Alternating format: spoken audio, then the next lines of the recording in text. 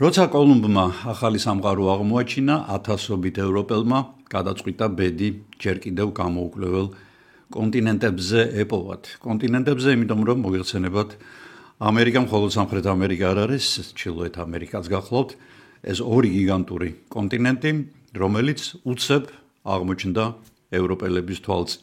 რაოდენ თავზე ხელაღებული და ავანტიურისტი უნდა იყო ადამიანი, რომ დატოვო თბილი მშვიდი სახლი, დედაბუდიანად აიყარო, დაჯდე გემზე, რომელიც დაიძრება სრული გაუგებრობისკენ და ჩააღწევ თუ არა ამ გაუგებრობამდე ცოცხალი ეს კიდევ საკითხავია და თუ ჩააღწევ, იქ უნდა დაფუძნდე, ფეხი მოიკიდო სრულიად ახალ გარემოში, უნდა გაუმკლავდე ახალ გამოწვევებს, ახალ ავადმყოფობებს, ადგილობრივებს, რომლებიც ძალიან ხშირად მტრულად არიან შენდამი განწყობილები, ირგვლივ გაუვალი ტყეებია, პრერიებია, სრულიად განსხვავებული ფლორა და ფაუნა და არა მხოლოდ უნდა დაფუძნდე, არამედ ახალი ცხოვრებაც უნდა აწყო და ეს ცხოვრება, რა თქმა უნდა, იმაზე უკეთესი უნდა იყოს, საიდანაც წამოხვედი. ამ ადამიანების ნაწილი, რა თქმა უნდა, გზაში დაიღუპა, ნაწილი კონტინენტზე გადასვლის შემდეგ, ნაწილი სასწაულებრივ გადარჩა, თუმცა წარმატებას ვერ მიაღწია და რაღაც გარკვეულმა ნაწილმა მიაღწია წარმატებას და დღეს სწორედ მათი შთამომავლები არიან უმეტესწილად ის ადამიანები, რომლებმაც შექმნეს სრულიად ახალი განსხვავებული სახელმწიფოები და მათ შორის ალბათ ყველაზე დიდი, ყველაზე გამორჩეული, ყველაზე მდიდარი სახელმწიფო ამერიკის შეერთებული შტატები და ის ისტორია მისი, რომელიც დღესაც აღელვებს მსოფლიოში სხვადასხვა მკვლევარებს, ერთ-ერთი ძალიან საინტერესო მომენტით დაიწყო როანოკი, კროატოანი. ეს ორი სიტყვა არის ალბათ ის პირველი ორი სიტყვა, საიდანაც იწყება ამერიკის ძალიან საინტერესო ისტორია, ამერიკის შეერთებული შტატების და რომლებიც თავის თავში მოიცავენ ძალიან ბევრ საიდუმლოს და მისტიკასაც კი. მაგრამ სანამ თხრობას დავიწყებ და ეს თხრობა ძალიან საინტერესო იქნება, ამიტომ გთხოვთ რომ ვიდეოს ბოლომდე უყუროთ, მე მინდა შეგახსენოთ რომ არ დაგავიწყდეთ მოწონების ნიშნის დასმა. რა თქმა უნდა, ამ ვიდეოს სოციალურ ქსელებში გადაზიარება, რათა მეტმა ადამიანმა ნახოს იგი და ტრადიციულად მე მინდა ძალიან დიდი მადლობა გადაუხადო ყველა იმ თანამდგომს, ჩემი არხის თანამდგომს, რომელიც ფინანსურად, მატერიალურად ეხმარება ჩემს არხს და სტიმულს მაძლევს, რომ საინტერესო და ახალი ვიდეოებით მოგამარაგოთ. მათ ასე ბრიტანეთის დედოფალი ელისაბედ I. მის კარზე მსახურობს მრავალმხრივ განათლებული და ასევე მრავალმხრივი ინტერესების მქონე ახალგაზრდა კაცი უოლტერ რეილი. ის არის გამოცდილი სამხედრო, პარალელურად გახლავთ პოეტი, მეზღვაური, მეცნიერი და კლასიკური პასიონარია, ანუ ადამიანია, რომელიც ერთ ადგილას ვერ ისვენებს, მას სჭირდება ახალი თავგადასავლები, მას სჭირდება ავანტიურა, მას სჭირდება სიახლეები, რომ მის ცხოვრებას აზრი მიეცეს. ელისაბედს ძალიან უყვარდა ეს ადამიანი და ბევრ რამეში უჯერებდა მას. რეილიმ დედოფალს თხოვა, რომ მიეცა მისთვის ექსკლუზიური უფლება 10 წლის განმავლობაში აეთვისებინა ჩრდილოეთ ამერიკის ერთი გარკვეული ნაწილი. ამისთვის მას, რა თქმა უნდა, სჭირდებოდა გემი, მას სჭირდებოდა ადამიანები, რომლებიც მას წაყვებოდნენ და იქ აღმოაჩენდნენ ისეთ რამეს, რაც შემდგომში უკვე ბრიტანეთის ხაზინას წაადგებოდა. და რაც მთავარია, ეს აღკვეთავდა ფრანგების და ესპანელების ბოგინს, რომლებსაც უკვე დაწყებული ჰქონდათ ამ ადგილებზე თვალი ჰქონდათ დადგმული, მოკლედ. დედოფალი დათანხმდა ამ წინადადებას და 1584 წელს ინგლისელი კოლონისტებით დატვირთული ორი საკმაოდ დიდი ზომის გემი დღევანდელი ჩრდილოეთ კაროლინის სანაპიროებისკენ გაეშურა. დღევანდელი ჩრდილოეთ კაროლინის მისადგომებთან არის ძალიან საინტერესო და გეოლოგიური თვალსაზრისით ძალიან უცნაური წარმონაქმნი, ეგრეთ წოდებული გარე კუნძულების რკალი. ეს რკალი შექმნილი არის ესეთი ვიწრო, მაგრამ ძალიან გრძელი კუნძულების რიგისგან, რომლებიც თითქოს ჩამწკრივებულები არიან აი როგორც თქვენ ხედავთ აქ რუკაზე და იცავენ კაროლინის სანაპიროს როგორც შტორმების დროს, როგორც დიდი ტალღებისგან, ასევე იცავენ ხმელეთს აი კონტინენტურ ნაწილს ავითვალისგან და ავითვალი მაშინ ბევრი დადიოდა კერძოდ ესპანელების სახით, რომლებიც მუდმივად აკვირდებოდნენ თუ რა ხდებოდა სანაპიროზე ემანდ ვინმე ახალი ხო არ გამოჩნდა და მათი გაძარცვა უპრიანი ხო არ იქნებაო. ამ რკალებში და ამ გალავანში, ამ ბუნებრივ გალავანში არის რამდენიმე გასასვლელი, მაგრამ ეს გასასვლელები თლად ისეთი ადვილი გასასვლელი არ არის, იმიტომ რომ აქაც წყალი ძალიან თხელია და თუ ძალიან ზუსტად არ გახვედი, ანუ აქ ზეთ ლოცმანი, ანუ ადამიანი ჭირდება კარგი გამოცდილი, რომელიც გაატარებს გემს ამ ვიწრობებში, თორე წინააღმდეგ შემთხვევაში გემი უბრალოდ მეჩეთზე დაჯდება და დაიღუპება. ამ რკალის შიგნით მდებარეობს ორი დიდი კუნძული. მეორეზე ცოტა მოგვიანებით ვისაუბრებთ, მაგრამ დღეს ჩვენი ინტერესის საგანი გახლავთ როანოკის კუნძული. როანოკი საკმაოდ დიდი ზომის კუნძულია და მასზე შეაჩერეს ინგლისელებმა თავისი ყურადღება, რატომ? იმიტომ რომ იგი მაქსიმალურად დაცული არის როგორც ტალღებისგან, ასევე გარეშე თვალისგან. კუნძულზე ერთი ტომი ცხოვრობს ადგილობრივი ინდიელებისა, ისინი რა თქმა უნდა ეხლა ძალიან კმაყოფილები არ არიან, ვიღაც უცხოელები მოვიდნენ, უცხო ტომის სრულიად სხვანაირი შესახედაობის ადამიანები საუბრობენ სრულიად განსხვავებულ ენაზე, აცვიათ რაღაც წარმოუდგენელი ტანსაცმელი და ფაქტურად მათ მიწას იპყრობენ. ევროპელებიც ეხლა არ არიან გაგიჟებულები ამ მეზობლობით, ამიტომ ისინი როდესაც აარსებენ აი ამ კოლონიას, მას საკმაოდ დიდ გალავანს შემოარტყამენ და უკვე შიგნით იწყებენ სახლების მოწყობას. დასახლებას ეწოდება ფორტ რეილი, რა თქმა უნდა, რეილის საპატივცემლოდ, ანუ იმ ადამიანის საპატივცემლოდ, რომელმაც ჩამოიყვანა ისინი აქ. კომფორტის მოწყობა იმ მასალებით, რომლებიც კოლონისტებს თან ჰქონდათ წაღებული, რა თქმა უნდა, ლაპარაკი ზედმეტია. სამაგეროდ ჩვენ გვაქვს ფუფუნება უახლესი და უმაღლესი ხარისხის მასალებით გავარემონტოთ სახლი. მოგეხსენებათ, რომ რემონტის მართვა შორიდან კი არა, თლად გვერდზე რო ცხოვრობდე, მაშინ არის ძალიან რთული. ამიტომ ძნელია შეარჩიო ესეთი კომპანია, რომელიც ამას ყველაფერს ხარისხიანად სწრაფად და ზუსტად ისე გააკეთებს, როგორც შენ გინდა. საბედნიეროდ ჩვენ ასეთი კომპანია ვიპოვეთ, ეს გახლავთ კომპანია შენობელი. მან შემოგთავაზა სწორედ ის, რაც ჩვენ ყველაზე მეტად გვინდოდა. ეს არის მაღალი ხარისხი, დაბალი ფასები და დათქმულ ვადებში ჩატევა. კომპანიას აქვს თავისი საკუთარი ავეჯის საწარმო და აქვე ხდება მისი მონტაჟი. და რაც თავარია, კომპანიას ძალიან ბევრი ინოვაციური და მომგებიანი შეთავაზება აქვს მომხმარებლისთვის და დამკვეთისთვის, რომელთა ჩამოთვლა ჩვენ ძალიან შორს აგვიყვანს, ამიტომ მე კომპანიის მისამართი და მისი რეკვიზიტები აქაც მაქვს ეკრანზე გამოტანილი და ასევე თქვენ მათ იპოვით ვიდეოს აღწერაში. მაშასე, პირველი ექსპედიცია შედეგიანად ჩაითვალა და გემები ერთი თვის შემდეგ ლონდონში დაბრუნდნენ. რათა დედოფლისთვის მოეხსენებინათ, რომ კოლონიზაციის პროცესი წარმატებულად დაიწყო და ამის გამო ელისაბედმა სხვაშორის რეილის სერის, ანუ რაინდის წოდება მიანიჭა და ბრძანა, რომ ახლად აღმოჩენილ მიწებს დაერქვას სახელად ვირჯინია. ვირჯინია, ანუ უბიწო ქალიშვილის, ანუ ქალწულის და მოგეხსენებათ, რომ ინგლისის დედოფალი თვითონ ქალწული იყო და ფაქტიურად მისი სახელობის მიწა უნდა ყოფილიყო. 1585 წელს აპრილში ინგლისიდან 7 დიდი გემი გადის.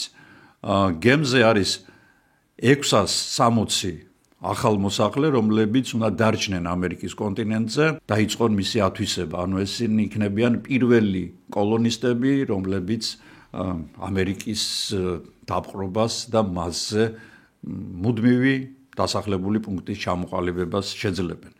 მათ მიაქვთ თან სათესლე მასალა, უამრავი სასოფლო-სამეურნეო იარაღები, მიყავთ ცოცხალი ღორები, ქათმები, ასევე უამრავი გასაცვლელი ნივთი, რომელსაც ისინი გაუცვლიან ადგილობრივებს და კარგ ურთიერთობას დაამყარებენ ამით მათთან და მთელ აი ამ ატლანტიკას მშვიდობიანად გაივლიან და მაინც, როდესაც რკალში უნდა გაძვრენ, ანუ გალავნის კარებში უნდა გავიდნენ, ყველაზე დიდი ორი გემი, ანუ ფლაგმანები მეჩეთზე ჭდებიან და იძირებიან. არადა ამ გემზე იყო მასალები, რომლებიც ახალ მოსახლეებს დაშირდებოდათ ახალი მიწების ასათვისებლად, აქ იყო სათესლე მასალა, ის ცხოველები, რომლებიც ამ მიწებზე უნდა გაემრავლებინათ, მოკლედ ყველაფერი ძალიან ცუდად წავიდა. პროდუქტების სიმცირის გამო და ზოგადად ყველაფრის დეფიციტის გამო გადაწყდა, რომ კოლონიაში 660 ადამიანი კი არა, მე-6-ი დარჩეს, ანუ სადღაც 120 ადამიანამდე. დარჩენილმა გემებმა კუნძული დატოვეს და გაემართნენ ინგლისისკენ. ისინი რამდენიმე თვეში უნდა დაბრუნებულიყვნენ და კოლონისტებისთვის ჩამოეტანათ ყველაფერი ის, რაც მათ დაკარგეს, რაც მათ აუცილებლად ჭირდებოდათ, რომ აქ ძლიერი დასახლებული წერტილი ფორტი გაეკეთებინათ. მაგრამ კოლონისტებს თანდათან საჭმელი უთავდებათ, გემები არსად ჩანს, ამიტომ მათ კავშირის დამყარება დაიწყეს ადგილობრივებთან. ისინი თან წამოღებულ ნივთებს, რაც გადარჩათ, უცვლიან ადგილობრივებს, ძირითადად ნანადირევში და ხილბოსტნეულში. აქვე გასინჯეს მათ პირველად სიმინდი და პომიდორი, სხვათა შორის და აქვე ჩაყლაპეს მათ ნიკოტინის და მილიონი ათასი საშინელი ქიმიური ნივთიერების შემცველი თამბაქოს კვამლი. თითქოს ყველაფერი კარგად ეწყობა, ანუ კმაყოფილი არიან ადგილობრივების და კმაყოფილი არიან კოლონისტებიც, მაგრამ როცა ერთი საზოგადოება მეორეზე იწყებს თავის მაღლა დაყენებას, როგორც წესი ყველაფერი ცუდად მთავრდება ხოლმე და კოლონისტებისა და ადგილობრივების ასეთ შეთანხმებულ და შეხმატკილებულ ცხოვრებასაც მალე ეღება ბოლო. ყველაფერი კი ასე ხდება. კოლონიის გუბერნატორად ირჩევენ ვინმე ჯონ ლეინს, რომელსაც თავიდან კარგი ურთიერთობა აქვს ინდიელების ბელად ვინგინასთან. მაგრამ ცოტა ხანში ამ ურთიერთობამ გაფუჭება დაიწყო, მაგალითად ლეინს არ მოეწონა როგორი ნანადირები მიუტანეს მათ. ეს მონადირეები, ანუ ადგილობრივები, მან გააროზგინა და ისე გაუშვა.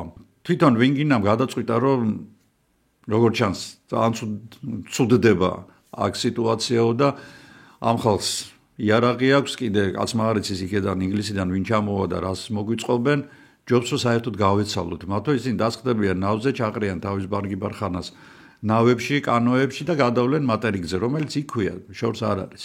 და რაც შეიძლება მოშორებით დასახლდებიან ინგლისელებისგან. ამასობაში კოლონიის ტერიტორიაზე იკარგება ვერცხლის თასი. და ლეინი გადაწყვეტს, რომ იგი ინდიელებმა მოიპარეს, მაგრამ რა შვაში არიან ინდიელები, რომლებიც უკვე წასულები არიან და ეხლა იმ ვერცხლის თასის გამო უკან არ დაბრუნდებოდნენ, იმას არ მოიპარავდნენ და იქ არ წაიღებდნენ არაფერში მათ ის არ ჭირდებოდა, შარზე იყო უბრალოდ ლეინი და მან ასევე იეჭვა სხვადასხვა რომ ვინგინა ყველათ არ წავიდო მატერიკზე, იქ ალბათ შეიპირებსო სხვა ტომის ბელადებსო და მე ჩვენ თავს დაგვესხმებიან, მოკლედ მიზეზზეა რა. თითქოს თავისი ჭკუით იგი დაასრებს ინდიელებს და 1586 წლის 1 ივნისს ფიქსირებულია ეს თარიღი, ინგლისელები თავს ესხმიან ინდიელების სოფელს და ნამდვილ გენოციდს ატარებენ ამ სოფლის მოსახლეობის.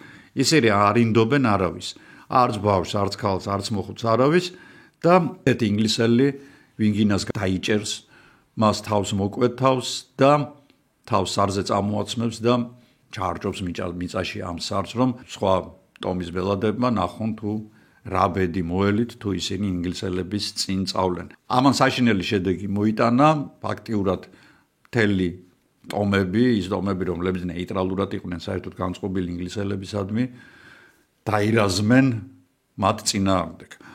პარალელურად ამას ისიც დაემთხვა, რომ ინდიელებმა შეამჩნიეს საკმარისი იყო, რომ თეთრიკანიანი მათთან თქვა სოფელში მისულიყო, ამ სოფელში ადამიანები ხდებოდნენ ავად და ძალიან სწრაფად კვდებოდნენ. და ბელადებმა გადაწყვიტეს, რომ ინგლისელებში აღარ დემონები არის ჩასახლებული და მართლაც ინგლისელების სხეულში დაბუდებული იყვნენ დემონები და ამ დემონების სახელი იყო წითელა, წითურა, ჩუტყვავილა, ყვავილი და ასე შემდეგ, ანუ ინფექციური დაავადებები, რომელთა საწინააღმდეგო იმუნიტეტი, უბრალოდ იმუნიტეტი ამ დაავადებებისადმი ადგილობრივებს არ გააჩნდათ.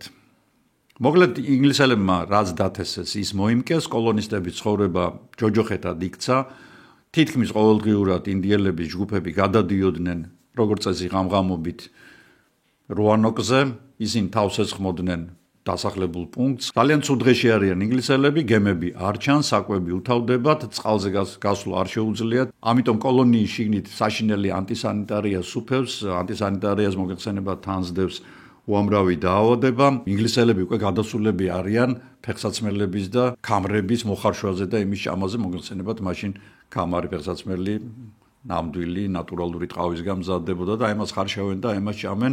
რასიზმ ასეა, როცა სიხარბე და ბოროტება სძლევს ხოლმე სიკეთეს.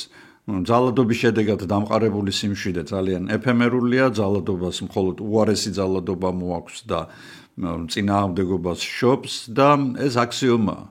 არ არის ექსპერიმენტების ჩატარება აუცილებელი, კაცობრიობაში ამის უამრავი მაგალითი არსებობს. თუმცა ადამიანის ბუნება მე ძალიან ხშირად მithქვამს, რომ კვლავ ღვიმეებშია ჩარჩენილი და მისი ამ ღვიმეებიდან გამოღება, გამოტანა საკმაოდ რთულია, მაგრამ შესაძლებელია განათლებით და ამ განათლების სასიკეთოდ წარმართვით, რა თქმა უნდა. მოკლედ ინგლისელები უკვე ზღვარზე არიან მისულები, იმ ზღვარზე, როცა შეიძლება უკვე კანიბალიზმიც კი დაიწყოს კოლონიის შიგნით, როცა კუნძულს ლეგენდარული სერ ფრენსის დრეიკის ფლოტილია ადგება. ლეგენდარული მეტყვილად არ მithქვამს, მართლაც ფრენსის დრეიკი გახლდათ საოცარი მეზღვაური, მეომარი, ადმირალი და პარალელურად მეკობრე. ძალიან წარმატებული მეკობრე. ფრენსის დრეიკი იმდენად საინტერესო და წინააღმდეგობრივი პიროვნებაა, რომ მასზე ცალკე ვიდეო ნამდვილად შეიძლება გაკეთდეს და ძალიან საინტერესო იქნება. როცა დრეიკმა კოლონისტების ესეთი გაუბედურებული ყოფა ნახა, გადაწყვიტა, რომ ისინი უკლებლი ყველა სამშობლოში დაებრუნებინა, იმიტომ რომ იქ ვერავინ ვეღარ დარჩებოდა, დრეიკსაც არ ჰქონდა თან თქვათ ისეთი არაფერი, რომ დაეტოვებინა კოლონისტებისთვის და მათ თავიდან აეღორძინებინათ ეს დასახლება. ამიტომ კოლონისტები თავკუთ მოგლიჯილები ავარდნენ გემებზე, ისეთი სისწრაფით შევარდნენ და ისეთი სისწრაფით წავიდა გემი და მოცილდა რუანოქს, რომ მათ 3 კაცი დარჩათ. 3 მონადირე, რომლებიც გასულები იყვნენ იმის მაგივრად, რომ დალოდებოდნენ, არ დალოდებიან, წავიდნენ და საცოდავი მონადირეები მას შემდეგ, რა თქმა უნდა, აღარავის აღარ უნახავს. გაგიკვირდებათ და 1 კვირის შემდეგ, მას შემდეგ, რაც კოლონისტებმა სასწრაფოდ და ესე ფარტყაფურთხით დატოვეს რუანოკი, კუნძულს ინგლისიდან ჩამოსული რამდენიმე გემი მიადგა, რომლებმაც მათთვის ჩამოიტანეს აუცილებელი სურსათი და სხვადასხვა ნივთები. რადგან ინგლისელებს კუნძული მიტოვებული დახვდათ, ხოლო კოლონია საკმაოდ გამართული იყო, იმიტომ რომ ინდიელებს ჯერ ვერ მოესროთ მისი გაძარცვა, ამიტომ გადაწყდა, რომ 15 ჯარისკაცი დაეტოვებინათ აქ, თვითონ უკან დაბრუნებულიყვნენ და ჩამოიყვანათ უკვე სხვა ხალხი, რომლებიც დაიწყებდნენ თავიდან აღორძინებას რუანოკისა. ფორტრეილი კარგად გაამაგრეს, მეორე გალავანიც დაარტყეს მას გარედან, ამ გალავნებზე შემოდგეს ზარბაზნები, თვითონ ახალმოსახლეებს დიდი რაოდენობით დაუტოვეს სურსათსანოვაგე, თოფები, დამბაჩები, ტყვია-წამალი და დაპირდნენ, რომ ჩვენ წავალთ, მაგრამ მალე ჩამოგაკითხავთ, უკვე ჩამოვიყვანთ ხალხს, რომლებიც აქ დასახლდებიან. რუანოკიდან ინგლისში წაიყვანეს 2 ადგილობრივი ინდიელი, რომლებსაც სახელად ერქვათ ერთს ვანჩეზე და მეორეს მანტეო. დავიმახსოვროთ ეს სახელები. რომლებიც ინგლისში ჩასვლისას წარუდგინეს დედოფალს როგორც კოლონიის ადგილობრივი წარმომადგენლები და ვანჩეზემ და მანტეომ ძალიან კარგად ისწავლეს ინგლისური. ეს ინგლისური მათ უკვე დაშიrdათ იმისათვის, რომ თარჯიმნობა გაეწიათ ახალმოსახლეებისთვის. სხვათა შორის მანტეო გახდა პირველი ადგილობრივი ინდიელი, რომელმაც მიიღო ქრისტიანობა. მიუხედავად იმისა, რომ ადგილობრივებთან ურთიერთობის აღდგენის შანსი ფაქტიურად ნულის ტოლი იყო და მიუხედავად იმისა, რომ ამ ადგილებში კოლონისტებმა ვერც ოქრო იპოვეს, ვერც ვერცხლი, ერთი ადამიანი სახელად ჯონ ვაიტი მაინც ცდილობს, რომ რუანოკზე კოლონია კვლავ აღადგინოს. ვაიტი გახლავთ პროფესიონალი მხატვარი, მან წინა 2 ექსპედიციაში მიიღო მონაწილეობა და მას ღრმად წამს, რომ რუანოკს ძალიან დიდი პერსპექტივა აქვს, კარგი პერსპექტივა აქვს, დიდი მომავალი აქვს და მნიშვნელობა აქვს კონტინენტის ასათვისებლად. მან რეილი დაითანხმა, რომ კიდევ ერთხელ ეცადათ ბედი და გაცილებით დიდი და ძლიერი კოლონია დაიარსებინათ როანოკზე. მოკლედ უაიტმა თავისი გაიტანა 1587 წელს აპრილის დასაწყისში რეილის პატრონაჟის ქვეშ 117 კოლონისტი დაიტვირთა სამ დიდ გემზე და დასავლეთ ატლანტიკისკენ გაეშურა. გემები ჩესაპიკის ყურეში უნდა შესულიყვნენ, რათა აქ უფრო კარგი ადგილი მოეძებნათ ახალი კოლონიის დასაარსებლად, მაგრამ უიტმა გადაწყვიტა, რომ როანოკზე მაინც შეევლოთ და ის 15 ინგლისელი, რომელიც იქ იყო დატოვებული, აეყვანათ და წამოეყვანათ, იქ ვარ დატოვებდნენ, არა მით უმეტეს დაპირებულები იყვნენ, რომ ჩამოგაკითხავდა. ამიტომ გემებმა ფრთხილად გადალახეს კუნძულების რკალი და როანოკის კუნძულს მიადგნენ. ინგლისელები ნაპირზე ჩამოვიდნენ და გულმხურვალე შეხვედრის ნაცვლად მათ ცარიელი ფორტი დახვდათ. 15 კოლონისტი სამ ჩახლაპათო დედამიწამ არავინ იცოდა და ეს არც იყო პრინციპში გასაკვირი, იმიტომ რომ როგორც გახსოვთ, ჯონ ლეინმა ფაქტიურად გენოციდი მოუწყო ადგილობრივებს და მერე ფეხი დაკრა და ინგლისში წავიდა, ეს 15 კაცი აგერ ამათ წარმოდგენა არ ქონდათ თუ რა მოხდა, ხო? კოლონისტებმა ხო გაასწრეს იქედან. ამიტომ ალბათ მომზადებლები დახვდნენ ინდიელებს, რომლებსაც რა თქმა უნდა სურდათ, რომ რაღაცნაირად შური ეძიათ იმ ყველაფერზე, რაც მათ მოუწყეს. მოკლედ ეს 15 ჯარისკაცი გაქრა და მათი ალიკვალი არავინ არ იცის. კოლონისტებმა გადაწყვიტეს, რომ აქ დარჩენილიყვნენ და დასახლების კეთილმოწყობა დაიწყეს, მით უმეტეს, რომ კოლონია პრინციპში ხელუხლებელი დახვდათ მათ. მათ კვლავ გაამაგრეს გალავანი, კიდევ ერთი გარსი დაუმატეს გარედან სანდოობისთვის, დაბარეს მიწა და ათესეს ხორბალი, მაგრამ 5 დღეც არ იყო გასული, როდესაც ერთ-ერთი კოლონისტი, მისი სახელი და გვარიც კი ცნობილი, ჯორჯ კოული, 15 ისრით განგმირული იპოვეს სანაპიროზე. აქვე იდო ხისგან გამოთლილი კომბალი, რომელსაც თავი ჰქონდა ადამიანის თავის ქალას მსგავსი და ეს ინდიელების ენაზე ნიშნავდა იმას, რომ ადგილობრივები არავის დაინდობდნენ და თეთრკანიანებს სერიოზული განსაცდელი ელოდათ აქ. ვაიტი სხვა შორის გონიერი ადამიანი იყო ლეინისგან განსხვავებით და მიუხედავად ამ კვლელობისა, მან გადაწყვიტა, რომ ადგილობრივებთან ურთიერთობა აღედგინა, რადგან როანოკის ირგვლივ ცხოვრებ ინდიელებთან, ინგლისელებს ძალიან ჰქონდათ გაფუჭებული ურთიერთობა, ამიტომ გადაწყვიტა, რომ სხვაგან ეცადათ მათ ბედი და ვაიტმა ნავში ჩასვა მანტეო, რომელმაც ადგილობრივების ენა იცოდა და ასევე ინგლისური და როანოკიდან 70 კილომეტრის მოშორებით მდებარე საკმაოდ დიდი ზომის ჰატერასის კუნძულზე გაემგზავრა. კუნძულზე კროატუანის ინდიელთა ტომი ბინადრობდა. ეს საკმაოდ ძლიერი ტომი იყო. მანტეოს დიდი მეცადინეობით და ვაიტის მიერ ჩატანილი უამრავი საჩუქრის მეშვეობით კოლონისტებმა ამ ტომის ბელადთან და მთლიანად ტომის წევრებთან კარგი ურთიერთობა დაამყარეს. შეიძლება ითქვას, მათ ურთიერთდახმარების და ურთიერთდაცვის მემორანდუმსაც მოაწერეს ხელი და კოლონიამ მშვიდობიანი 7 არსებობა დაიწყო, ეს კი მოგეხსენებათ ესეთი განვითარების მთავარი პირობაა. კოლონისტებს შორის სხვათა შორის იყვნენ ოჯახური წყვილებიც და 1587 წლის 15 აგვისტოს, ეს თარიღი ზუსტად არის ცნობილი, ჩრდილოეთ ამერიკის კონტინენტზე პირველი ევროპელი გაჩნდა. ეს გახლდათ გოგონა და ეს გახლდათ თვით ვაიტის შვილიშვილი, რომელსაც სახელად ვირჯინია დები დაარქვეს. სამწუხაროდ კოლონისტები საკმაოდ გვიან შეუდგნენ მიწის დამუშავებას, ხოლო ქათმები და ღორები, რომლებიც მათ წაყვანილი ყავდათ, ჭირმა დაუხოცა, ამიტომ საკვების მარაგმა ამოწურვა დაიწყო და მათ სწრაფოდ სჭირდებოდათ ამ მარაგის შევსება. წინააღმდეგ შემთხვევაში კოლონიას რა თქმა უნდა შიმშილი ელოდა და ამიტომ ჯონ ვაიტმა გადაწყვიტა, რომ ინგლისში წასულიყო. წასულიყო, რომ სურსათით დატვირთული, უკან დაბრუნებული იყო რამდენიმე თვეში. რადგან კოლონიას ადგილობრივებიდან პრინციპში საიშროება აღარ ელოდა, ამიტომ სექტემბრის ბოლოს ვაიტი დაჯდა გემზე და 7 გულით წავიდა სამშობლოსკენ. 16 საუკუნეში არც ფოსტა არსებობდა და არც WhatsApp-ი, ამიტომ ვაიტს წარმოდგენა და თუ რა ამბავი ტრიალებს მის სამშობლოში. ინგლისი ესპანეთთან არის ომში ჩაბმული. რაღაც თვეების განმავლობაში მოასწრეს და ერთმანეთს დაეტაკა ორი უძლიერესი ევროპული სახელმწიფო, რომელსაც ორივეს უძლიერესი ფლოტი ყავს. სხვადასხვა ვაი ძალიან და მის გემს ძალიან გაუმართლა, რომ ესპანელებს არ ჩაუვარდა ხელში, იმიტომ რომ ესპანური არმადას გემები ატლანტიკის ოკეანეში დაძრწოდნენ, აი როგორც მშიერი მგლები და ასე ეძებდნენ ბრიტანელების გემებს, რომ რაღაცნაირად ისინი გაენადგურებიათ, გაეძარცვათ და ან თავის ფლობელობაში გადაეტანათ.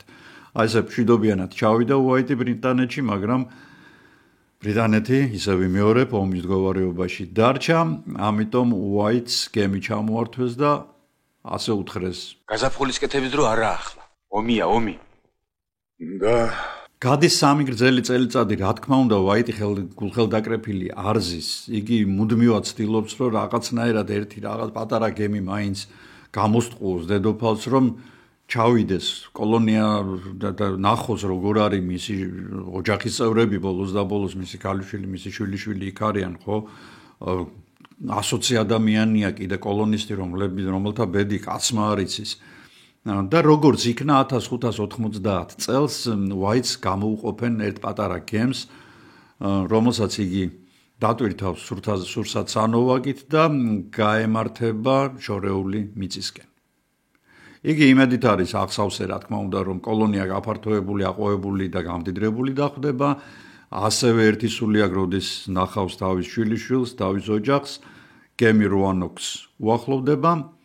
უაიტი ჭოგრიტით ათვალიერებს სანაპიროს, მაგრამ იქედან არც კვამლი ჩანს, არც არავინ გამოდის მათ დასახვედრად. 18 აგვისტოს გემი კუნძულთან ღუზას უშვებს და ზუსტად უაიტის შვილიშვილის მესამე დაბადების დღეს ჯონი გადადის ნაპირზე და საუბედუროდ მისი ყველაზე ცუდი ვარაუდები მართლდება. კოლონია არ არსებობს. კოლონია გაძარცვულია, სახლები მინგრეულ-მონგრეული, აქა-იქ ყრია დამბაჩები და მუშკეტები, ასევე სხვათა შორის უაიტის მიერ ჩამარხული სკივრი, რომელშიც იგი ინახავდა თავის ძვირფასეულობას და ყველაზე ძვირფასად მას მიაჩნდა ნახატები, რომლებსაც იგი აქ ასრულებდა და ხატავდა იმას, რასაც ხედავდა ამ კუნძულზე და მის შემოგარენში. და ეს ნახატები უბრალოდ დამწვარი დახვდა მას. და ძალიან საინტერესო მომენტი ის არის, რომ ფაქტიურად არაფერი არ არის წაღებული, რაც შეიძლებოდა გამოსდგომოდათ ინდიელებს. ანუ ინდიელები რო დასხმოდნენ თავს ამ კოლონიას, ამ შემთხვევაში ეს მუშკეტები, თქვა დამბაჩები, სასოფლო-სამეურნეო იარაღები, რაც რკინისგან იყო დამზადებული, ყველაფერი აბსოლუტურად ამას ყველაფერს ისინი წაიღებდნენ, იმიტომ რომ ეს უზარმაზარი ძვირფასეულობა იყო მათთვის. ამიტომ უაიტი გადაწყვეტს, რომ კოლონისტებს თავს არ დასხმიან ინდიელები. გამგზავრების წინ სხვადასხვა უაიტმა თავის ქალიშვილს დაუბარა, რომ თუ თქვენ აქ გაგიჭირდებათ და გადაწყვეტთ, რომ სხვაგან გადახვიდეთ, თქვათ იგივე მატერიკზე. აი ამ ხეზე და კოლონიის გვერდით იდგა უზარმაზარი ხე, აი აქ ჯვარი დასვი და შემდეგ, როდესაც თქვენ ივლით, გზადაგზა ხეებზე ნიშნები გააკეთეთ, რომ ჩვენ ამ ნიშნების საშუალებით თქვენ მოგაგნოთ. ამიტომ პირველ რიგში, როდესაც მან ეს ყველაფერი ნახა, იგი წავიდა ამხის მოსაძებნად და ხეზე ნახა არა ჯვარი, არამედ 3 ასო. CRO კრო. ცოტა ხანში ერთ-ერთმა სამხედრომ მას შეატყობინა, რომ გალავნის ერთ-ერთ ბოძზე კიდევ ერთი წარწერა არისო და აქ იყო ამოკვეთილი უკვე მთლიანი სახელწოდება, რისი დაწერაც წინაზე სურდათ როგორც ჩანს, კროატუან. უაიტმა ჩათვალა, რომ ეს კარგის ნიშანი იყო, იმიტომ რომ როგორც თქვენ გავსოთ, კროატუანი არის სახელი იმ ტომისა, რომელთანაც უაიტმა კარგი ურთიერთობა დაამყარა. მან ჩათვალა, რომ კოლონისტებმა მანტეოს და ვანჩეზეს მეთაურობით, აი ადგილობრივებს, რომლებმაც ინგლისური იცოდნენ, დატოვეს კუნძული, იმიტომ რომ მათ იქ შიმშილი დაიწყო და კროატუანის ტომის ინდიელებთან გადაბარგდნენ. როგორც გახსოვთ, ეს ტომი ცხოვრობდა ჰატერასის კუნძულზე და გემიც ამ კუნძულისკენ გაემართა, მაგრამ აქ როგორც ძალიან ესეთ იაფფასიან ფილმებში ხდება ხოლმე, ერთი უბედურება მეორეს დაემთხვა. პირველი ის, რომ გემი გასვლიდან რამდენიმე წუთში გემა დაკარგა 2 ღუზა. შემდეგ ამოვარდა ძლიერი ქარიშხალი, რომელიც იმდენად ძლიერი იყო, რომ ტალღებმა გადმოლახეს რკალი კუნძულების და როგორც წესი დაცული ყურე გადაიქცა ადუღებული ზღვის მორევად. კაპიტანმა კაცრად განაცხადა, რომ მე ხატერასისკენ ვერ წავალ, ერთადერთი შანსი რაც გვაქვს, უნდა გავჩერდეთ ცოტა ხნით აქ და როგორც კი ოდნავ საშუალება მოგვეცემა, უნდა გავძვრეთ ამ კუნძულებიდან და წავიდეთ ინგლისში, რომ ძალიან ბევრი იბრძოლა ვაიტმა, მაგრამ კაპიტანს ვეღარ შეეწინააღმდეგა და გემი ინგლისში დაბრუნდა, ისე რომ ვერავინ გაიგო, სად გაქრა 120 კოლონისტი. რა თქმა უნდა, ვაიტისთვის ეს ყველაფერი პირად ტრაგედიადაც იქცა. ჯეიმსი ინგლისში 1706 წელს გარდაიცვალა, წარმოიდგინეთ, აი ამდენი ხანი გავიდა და მას წარმოდგენა არ ჰქონდა თუ სად იყო მისი ქალიშვილი, მისი შვილიშვილი და ზოგადად სად გაქრა ეს ხალხი. მან ამ წლების განმავლობაში ბევრი სცადა, მაგრამ ვერაფრით ვერ აიძულა ინგლისის მთავრობა, რომ კიდევ ერთხელ მას შეძლებოდა როანოკზე დაბრუნება. ვაიტის ძალიან საინტერესო აკვარელები დღეს ჩრდილოეთ კაროლინის ეროვნულ მუზეუმშია გამოფენილი და თუ მოხვდებით იქ აუცილებლად ნახეთ, ისინი ძალიან კარგად გადმოგცემენ იმდროინდელი კაროლინას ინდიელების და ახალმოსახლე ევროპელების ყოფა ცხოვრებას. თუმცა როგორც გითხარით, ძალიან დიდი ნაწილი ამ ნახატებისა როანოკზე განადგურდა. ერთი შეხედვით ყველაზე მარტივი ახსნა ხელის გულზე დევს და ეს ახსნა ზუსტად ექვემდებარება ოკამის სამართებლის პრინციპს. მე მინდა ორი სიტყვით თქვა, მე ხშირად ვახსენებ ხოლმე ამ ტერმინს და ალბათ იმ ადამიანებისთვის, ვინც არ იცის თუ რას ნიშნავს ოკამის სამართებელი, მისი განსაზღვრება ასე ჟღერს. რაიმე უცნობი მოვლენის ასახსნელად ინტელექტის მეშვეობით საჭიროა ვცადოთ, რაც შეიძლება მარტივად ახსნათ ესა თუ ის მოვლენა, ხოლო დანარჩენი სირთულეები მას ჩამოვაჭრათ, ჩამოვკვეთოთ. ასე მივიდეთ ნელ-ნელა, ასეთი მოკვეთების და ჩამოკვეთების და ჩამოჭრების გზით ჭეშმარიტებამდე. სწორედ ამას ეწოდება ოკამის სამართებელი და ეცადეთ, რომ ხშირად გამოიყენოთ იგი, ანუ ყოველთვის ეძებოთ ყველაზე მარტივი, ყველაზე ადვილი და ყველაზე მისაღები და ბუნებრივი ახსნა ამა თუ იმ მოვლენისა, ეს თქვენ თავიდან აგარიდებთ ზედმეტ ფორიაქს და ნერვიულობას და ასევე გაპოვნინებთ მარტივ და სწრაფ გზას სხვადასხვა პრობლემის გადაჭრისათვის. მოკლედ, ოკამის პრინციპით, ანუ ყველაზე მარტივი ახსნით, კოლონიაში დაიწყო შიმშილობა, რაც ისედაც მოსალოდნელი იყო და კოლონისტებმა ადგილობრივი თარჯიმნების დახმარებით ყველაზე კეთილგანწყობილ ინდიელთა ტომთან, კროატუანებთან გადაწყვიტეს გადასვლა და სწორედ ამიტომაც დაწერეს ეს სახელი გალავანზე. თითქოს ყველაფერი გასაგებია, მაგრამ თლად ასე მარტივადაც არ გახლავთ საქმე და რამდენიმე პასუხგაუცემელი სერიოზული კითხვა მაინც რჩება. კოლონიის გაქრობის წლიდან მოყოლებული კიდევ 20 წლის განმავლობაში მიმდინარეობს ომი ესპანეთსა და დიდ ბრიტანეთს შორის. ამ 20 წლის განმავლობაში ატლანტიკის ოკეანე არის ცეცხლის ალში გახვეული. 20 წელი ამერიკის კონტინენტთან მდებარე როანოკის კუნძული, რა თქმა უნდა, არავის არ აინტერესებს, მაგრამ ომებიც მთავრდება მოგეხსენებათ და ეს ომიც როგორც იქნა დამთავრდა. დამთავრდა და საკმაოდ ბევრი რამ შეიცვალა. როგორც გითხარით, ვაიტი გარდაიცვალა, სერ უოლტერ რეილი ამასობაში ბრიტანეთის მტრად გამოაცხადეს, მას ბრალად ედებოდა დედოფლის წინააღმდეგ სავარაუდოდ მოწყობილი რაღაც აჯანყების სათავეში ჩადგომა და ბრიტანეთს კვლავ ეღვიძება სურვილი, რომ ამერიკაში მოიკიდოს ფეხი, ანუ ის მოკიდებული ფეხი გააძლიეროს. იქ აღარავინაა დარჩენილი, მაგრამ მათ უკვე გემო გაუგეს ახალ კონტინენტს. 1607 წელს 20 გემისგან შემდგარი ფლოტილია მიემართება ამერიკისკენ და როანოკიდან ახლოს მატერიკზე აარსებს მეორე და საკმაოდ მყარ და საკმაოდ ძლიერ კოლონიას დასახლებულ პუნქტს, რომელსაც სახელად ჰქვია ჯეიმსტაუნი. ჯეიმსტაუნი ითვლება პირველ სტაბილურ ევროპულ დასახლებად ჩრდილოეთ ამერიკის კონტინენტზე. სწორედ აი ამ პატარა კოლონიიდან იღებს სათავეს კაცობრიობის ისტორიაში ყველაზე ძლიერი სახელმწიფო, რომელიც სამწუხაროდ დღეს სრული იდიოტების ხელშია და იმედია დროებით. დაკარგული კოლონიის და კოლონისტების თემა რამდენჯერმე წამოტივტივდა ამ ჯეიმსტაუნელების სოციუმში, საზოგადოებაში. ჯეიმსტაუნი ინდიელთა კონფედერაციის მიწაზეა. იქ მდებარეობს და ამ კონფედერაციას ყავს გაერთიანებული ბელადი, რომელსაც სახელად ჰქვია პოუჰატანი.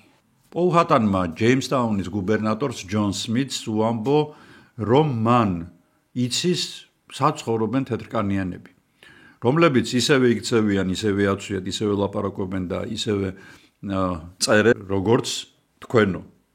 არავინ იცის თუ რატომ არ წავიდა ჯონ სმიტი, თვითონ თუ არა, ყოველ შემთხვევაში რატომ არ გააგზავნა რაღაც გარკვეული ჯგუფი ამ თეთრკანიანების მოსაძებნად, მაგრამ ფაქტია, რომ მის მიერ შედგენილ რუკაზე ჩნდება ასეთი წერტილი, რომელსაც აწერია ზემოდან აქ 4 თეთრკანიანი ცხოვრობს.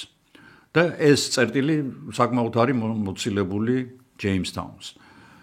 1612 წელს ერთ-ერთმა ინგლისელმა მონადირე ბრუნდება ჯეიმსტაუნში და იგი აცხადებს, რომ მან აქედან დაახლოებით 60 კილომეტრის მოშორებით აღმოსავლეთით იპოვა სოფელი, რომელსაც შორიდან აკვირდებოდა, ახლოს მისვლა მან ვერ გაბედა და ამ სოფელში მან დაინახა თეთრკანიანი ქალები.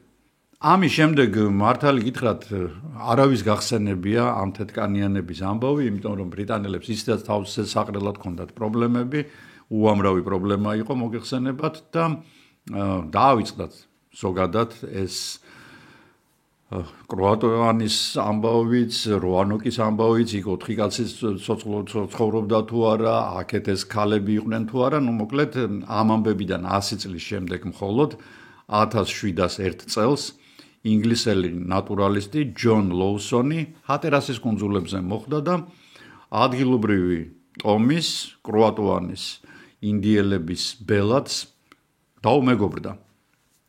ბელადმა მას სიამაყით ამცნო, რომ იგი თეთრკანიანების შთამომავალია, რომ მის ზარღვებში თეთრკანიანთა სისხლი ჩქებს და მართლაც ბელადს აქვს ნაცრისფერი თვალები, რაც ინდიელებისთვის დამახასიათებელი არ არის, ინდიელებს ხითაფლისფერი თვალები აქვს ყველას აბსოლუტურად და ასეთივე ნაცრისფერი თვალება ბევრი ადამიანი დადის ამ სოფელში.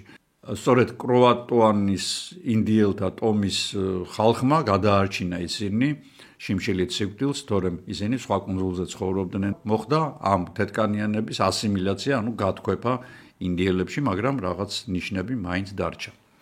გადის კიდევ 250 წელი და მე-20 საუკუნის 30-იან წლებში ვინმე ლუის ჰემონდი თავისი სახლის ეზოში ჭის თხრის დროს პოულობს რამდენიმე ბრტყელ ქვას, რომლებზეც წარწერებია. წარწერები, რომლებსაც როგორც ვარაუდობენ, აკეთებდა, ანუ თავის დროზე გაეკეთებინა ელეონორა დეირს, ანუ ჯონ ვაითის ქალიშვილს და აი პირველი ევროპელი გოგონას ვირჯინიას დედას. გაზეთები აჭრელებულია სენსაციის მაუწყებელი სათაურებით, მაგრამ ქვების შესწავლის შედეგად გინდება, რომ მათი დიდი ნაწილი არის უბრალოდ ყალბი. მაგრამ დიდი ნაწილი და არა ყველა. ერთ-ერთი ყველაზე დიდ ქვაზე, ბრტყელ ქვაზე, ისეთი ტექნიკით არის ამოჭრილი წარწერა, რომ მისი ფალსიფიცირება შეუძლებელია. ყოველ შემთხვევაში 30-იან წლებში ნამდვილად შეუძლებელი იყო. ეს წარწერა ძალიან საინტერესოა, იგი გრამატიკული შეცდომებით არის სავსე და ნახოთ აბა რა წერია მასზე. მას ათაური ასეთი აქვს, ანუ დიდი ასოები წერია ანანია დეირი და ვირჯინია ზეცაში წავიდნენ. შემდეგ, მამა, როგორც კი შენ ინგლისში წახვედი, ჩვენ აქეთ წამოვედით. ეს 2 წელი მხოლოდ ომი და უბედურებები იყო. ამ 2 წლის განმავლობაში ჩვენგან ნახევარი მოკვდა. უმეტესწილად ავადმყოფობებისგან. მერე ჩვენთან ერთი ველური მოვიდა და გვითხრა, რომ გემი ჩამოვიდა და ისინი შეშინებულები არიან. რომ შენ შურს იძიებ და ამიტომ ისინი გაიქცნენ. ჩვენ გონია რომ ეს შენ არ ყოფილხარ. მალევე ისინი დაბრუნდნენ და გაბრაზებულებმა 7 ადამიანის გარდა ყველა მოკლეს. დიდი წამების შემდეგ მათ მოკლეს ანანია და ჩემი შვილი ვირჯინია. ანანია ხვდებით, ქმარი არის ამ ქალის. ჩვენ ისინი ამ მდინარიდან 4 მილის იქეთ აღმოსავლეთის მხარეს დავმარხეთ. იქვეა დიდი მიწაყრილი და მათი სახელები დიდ ქვაზე დავაწერე. ამ ქვას თუ რომელიმე ველური გაჩვენებთ, აჩუქე მას რამე. მე ასე შევპირდი. და ინიციალები EVD, რომელიც ასე იშიფრება ელისაბეთ White Dairy.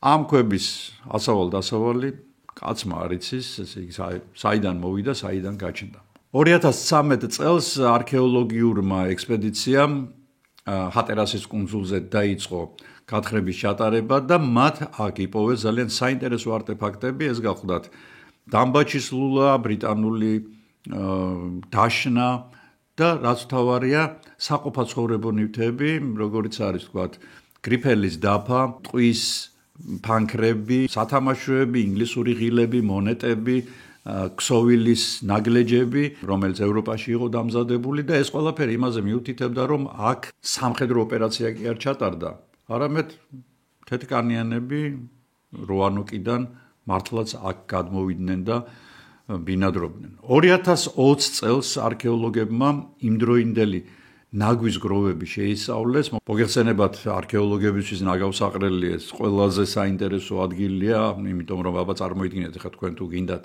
რამე საზოგადოების შესწავლა, თუ როგორ ცხოვრობდნენ ისინი, რა უნდა ნახოთ პირველ რიგში არა ვთქვათ მათი ერთი ოთახი ან ორი ოთახი, არამედ ის თუ რა გადაყარეს მათ ნაგავში. სწორედ იქ ჩანს ჭრილი სოციუმის. ნაგავში არის ეს ყველაფერი და ამიტომ ასეთ ნაგავსაყრელებს რომ წააწყდნენ ისინი ძალიან გაუხარდათ რა თქმა უნდა და აღმოაჩინეს რომ კუნძულზე ძალიან სწრაფად ასეთ ნახტომისებურად იცვლება ძვლების შემადგენლობა. ნანადირევი ძვლების შემადგენლობა. თითქოს ძალიან სწრაფად რაღაც ახალი სანადირო იარაღი შემოდის, რომელიც საშუალებას აძლევს ადგილობრივებს დიდი რაოდენობით მოიპოვონ ისეთი ცხოველები, რომლებიც დაჭერაც მათ ადრე ძალიან რთულად შეეძლოთ. ეს გახლავთ ირემი, ეს გახლავთ დიდი ზომის ფრინველები, ეს გახლავთ ისეთი თევზი, რომელსაც ადგილობრივები თავიანთი სათევზაო მოწყობილობით ნამდვილად ვერ დაიჭერდნენ და ესეც რა თქმა უნდა მიანიშნებს იმაზე, რომ ამ ხალხის კულტურაში შემოიჭნენ ევროპელები. სხვათა შორის 2011 წელს მკვლევარებმა მიაგნეს White-ის მიერ დახატულ რუკას. ისინი რუკის შესწავლისას დააკვირდნენ, რომ მას ორ ადგილას აქვს ეგრეთ წოდებული პლასტირი. ამ პლასტირს ახალი ქაღალდის ფენას პლასტირის სახით აკრავდნენ იმ ადგილას, რომლის გასწორებაც უნდოდათ და ზემოდან უკვე სხვა რამეს ახატავდნენ. როცა მეცნიერებმა ამ პლასტირის ქვემოთ არსებული ნახატი შეისწავლეს, აღმოჩნდა, რომ იქ ჩახატული არის 4 ქიმიანი ვარსკვლავი. 4 ქიმიანი ვარსკვლავით რუკებზე გამოისახებოდა იმ დროს ფორტები, ანუ დასახლებული, გამაგრებული დასახლებული პუნქტები. და საინტერესოა თუ რატო დამალა სხვა კოლონიის ადგილმდებარეობა White-მა. იგი აბსოლუტურად სხვაგანაა განლაგებული, იგი კონტინენტზეა. რენტგენის სხივებში გატარებისას აღმოჩნდა, რომ ამ 4 ქიმიან ვარსკვლავს გარედან კიდევ 2 მართკუთხედი ერტყმის. და ეს იმას ნიშნავს, რომ ნამდვილად აქ გამოსახული არის ფორტი, რომელიც არა როანოკზე ისევ ვიმეორებ, არამედ კონტინენტზე 85 კილომეტრის მოშორებით როანოკის ფორტიდან. ამ ადგილს უწოდეს Point X, ანუ წერტილი X და დაიწყეს არქეოლოგიური კვლევების ჩატარება და მართლაც აღმოჩნდა მასზე მე-16 საუკუნის ნივთები. ძალიან საინტერესო მომენტია, საიდან იცოდა ჯერ ერთი White-მა ამ დასახლების არსებობა. იმიტომ რომ არის ასეთი ვერსია და მე ამ ვერსიას ვემხრობი, რომ ორი ჯგუფი იყო როანოკზე, რომლებმაც გადაწყვიტეს კუნძულის დატოვება. ერთი ჯგუფი წავიდა კროატოანის ინდიელებისკენ, მეორე ჯგუფი კონტინენტზე გადავიდა და მათ უკვე 80 კილომეტრის მოშორებით შექმნეს ეს ახალი დასახლება, მაგრამ ისე ვიმეორებ, საიდან იცოდა ამ დასახლების შესახებ ვაიტმა, რომელმაც კუნძული დატოვა 1587 წელს. ეს ძალიან საინტერესო ფაქტია, თუ არ გავითვალისწინებთ იმას, რომ თქვათ ვაიტმა შესაძლო ვარიანტად მაინც გამოსახა იგი, რომ აი თუ რაღაც სათადარიგო ვარიანტი ეკნებოდათ წასასვლელი როანოკის კოლონისტებს, ერთ-ერთი სავარაუდო ადგილი ის ყოფილიყო და მართლაც არ არის გამორიცხული, რომ ნაწილი კოლონისტებისა იქ წავიდა, იმიტომ რომ ისე ვიმეორებ, არქეოლოგებმა აქ მე-16 საუკუნის არტეფაქტები იპოვეს. ზოგადად ამ ამბების და როანოკის და კროატუანის ირგვლივ დღემდე არ წყდება კამათი, ვინ ან რამ გააქვს, რომ 100-კაციანი ჯგუფი ასე უკვალოდ, რა ძალები მოქმედებდნენ საწყალ კოლონისტებზე. ამ ისტორიებში, რა თქმა უნდა, ფიგურირებენ უცხო პლანეტელები და დინოზავრები, დროში და სივრცეში გადაადგილების თეორიის და იქ შეთქმულების თეორიების მოყვარულების ბრტყელი დედამიწაცაა ჩართული, ბერმუდის სამკუთხედიდან წამოსული მონსტრები და თუ რატომ ერქვა სამივე გუბერნატორს სახელად ჯონიდან, მოკლედ უამრავი საინტერესო თუ უინტერესო თეორია, რომელიც, რა თქმა უნდა, გვაშორებს ჩვენ სინამდვილისგან და სინამდვილე კი, რაც უკვე ვთქვი, ის არის, რომ ეს არის ორად გაყოფილი კოლონია, რომელიც სხვადასხვა ადგილებზე დასახლდა, შემდეგ კი გაითქვიფა ადგილობრივ მოსახლეობაში და ასეთი სახით შემორჩა ისტორიას. დღეს როანოკის კუნძულზე არის 3 პატარა დასახლებული პუნქტი, ყველაზე ჩრდილოეთით ეს გახლავთ ფორტ რეილი და როგორც ჩანს აქ იყო პირველი კოლონია, სწორედ დასახლება. ცენტრალურ ნაწილში არის მანტეო და სამხრეთში ვანჩეზე. გახსოვთ ხომ, ესე იგი ვანჩეზე და მანტეო ეს იმ ინდიელების სახელებია, რომლებმაც პირველებმა მიიღეს ქრისტიანობა და რომლებმაც გაუწიეს მეგზურობა და თარჯიმნობა ევროპელებს. მოკლედ დღეს სულ ეს იყო, იმედია მოგეწონათ დღევანდელი თემა და თუ ასეა არ დაგეზაროთ დასვით მოწონების ნიშანი, დაწერეთ რამდენიმე სიტყვიანი კომენტარი და ვიდეო გადააზიარეთ სოციალურ ქსელებში, ეს გაზრდის მნახველების რაოდენობას და რა თქმა უნდა, ვისაც შეგიძლიათ შეძლებს დაგვარად რომ დაეხმაროთ არხს, ბანკის რეკვიზიტები მითითებული არის ვიდეოს აღწერაში. მე კი ამით გემშვიდობებით, მშვიდობიან, წყნარ და ლამაზ კვირას გისურვებთ. ნახვამდის.